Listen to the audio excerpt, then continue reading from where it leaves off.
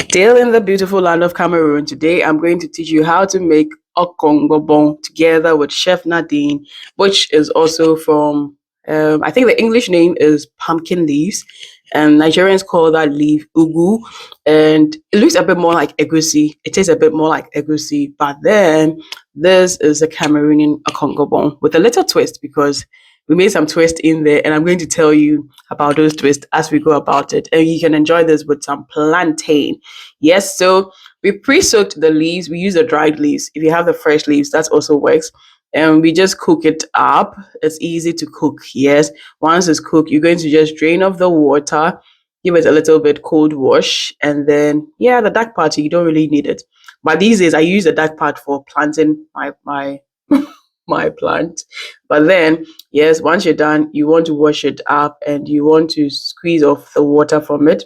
We're going to start with the egusi, however you want to call it, which is melon seed. I think that should be the English name, melon seed. I have to check it and put it in the description for you. You add a bit of water in there so that it can cook well. We're using the powdered form here because you have more access to the powdered form here. And then this is powdered, but it's a bit kind of rough. That's how you need it. You put in a bit of water, and then you're going to let it cook up a bit, cover it up, let it cook up. And this is the base for the sauce or the stew. Nigerians will say soup, but this is actually stew. Yes. And yes, like I mentioned, I'm doing this with Chef Nadine. So ketos. Yes, lots of love from our Cameroonian chef here, Chef Nadine. Yes.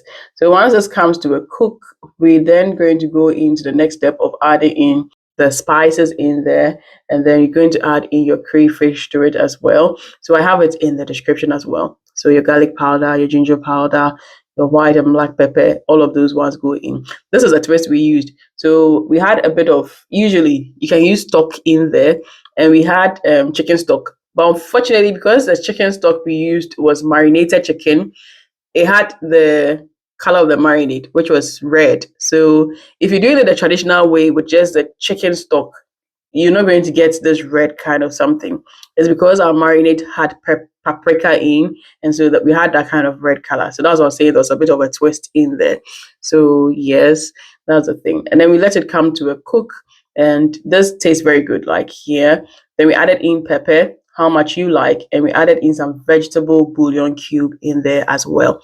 And you're just going to be stirring this for it to come to a cook. And this is actually an easier way to do egusi sauce or ugu sauce, or what is better called Okongobong. Yes, in Cameroon. Yes, and we're just going to mix this up. And I tell you, if you like palava sauce as a Ghanaian, you would really like this. And I think this is easier to make compared to how we make palava sauce back home in Ghana. So I think one thing I've come to like about most of the Cameroonian dishes is that like they're a bit easier, like they take less time. Let me put it like that to make. So I think I'm liking that part about quite a lot of the Cameroonian meals. And I like the fact that there's a lot of leaves and things that goes in. So you know that you have more vegetables in, and the proteins are also good in there. They pair very well. Yes. So that is it. But yeah, still with my Ghanaian taste bud, we had in a bit more onions in because I love onions. So there's a lot of fresh onions in there. And if you think it's getting too thick, you need to add a bit of water because you still need it to cook and cook well. You don't want it to burn. Yes. So once this is doing, we can just cover it up and let it finish up its cooking. And then we're now going to go in to still give it a good toss, and we go in with our proteins. So we're using chicken for this one. You can use any other protein, fish or anything you want.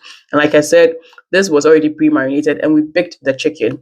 And that's why it's still a bit of reddish in there because the marinade had a bit of paprika in there. And that reduces the oils and fat and all those things. And just to add a bit of like on the base of oil, because we don't want it to look overly dry as well. So we added in our sunflower oil. Any oil you want, you can use it in there as well. And then you just cover it up and let it come to a cook. So yes, and this is miondo. But as we're cooking the miondo, we added in the plantain. Yes, so if you've not checked our Ndole video, you should check it out. Like that is one of my favorite views right now. You should check it out and how to make that. So we added in the plantain because we were having a nice dinner and we're having Ndole with the Okongobong. if I don't pronounce this well, please, please forgive me. But yes, yes, I think this is one of the words I've really struggled to pronounce here by far. So it's part of it. So you're going to cover it up and let it come to a cook. And I think you can eat this with a lot of things. You can even eat it with the eba or gari or like anything you like. Rice, it can eat well with a lot of carbohydrates. So that works very well. Then you're going to take off the plantain. You can take off the skin because obviously, if you're going to serve it, you don't want to serve with the skin. But it's good to cook your plantain with the skin because you get more of the nutrients from it. If you don't want your skin, your fingers to burn, you can just use a spoon. And it's even easy to peel it off when it's hot because it easily comes off from it. And this we had for dinner. Yes, you were invited to our table, but unfortunately, we finished eating it long ago. So, yes, I hope you really do try this recipe out, and shout out to all my Cameroonian team members. Thank you very much, Chef Nadine, for this super awesome treat. Lots of love for my team and I. Till I see you in the next food video. Do live life to the fullest. Be joyous, be merry, and I'll definitely get a hold of you in the next one. Lots of love for my team and I. I'm out.